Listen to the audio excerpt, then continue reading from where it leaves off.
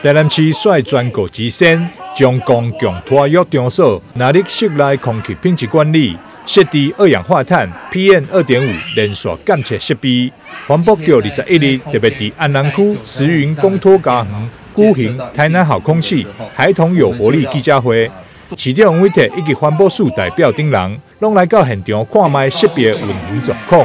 在确认一切拢无问题了后，就为慈云公托家园搭上室内空气品质优良级的自主管理标章。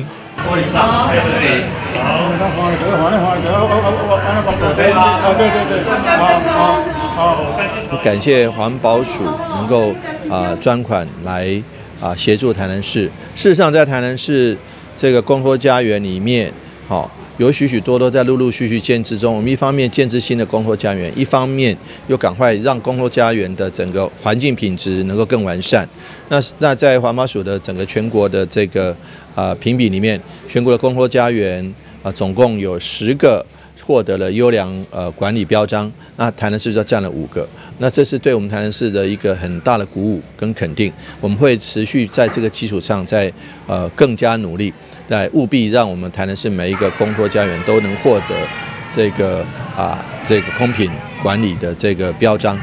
一般民众拢会重视户外空气品质好歹，但往往忽略了室内空品，尤其婴幼儿对着歹空气更加敏感。所以台南市政府创全国之先，跨局处合作，先伫咱市8间公托家园的室内装设空品监测设备。正常的大人成人呢，可能室内空气品质稍微差一点，那可能对他的健康影响没有那么敏感、那么强烈。但是对于婴幼儿呢，室内空气品质的不好，对他的健康造成的危害呢，就会很明显的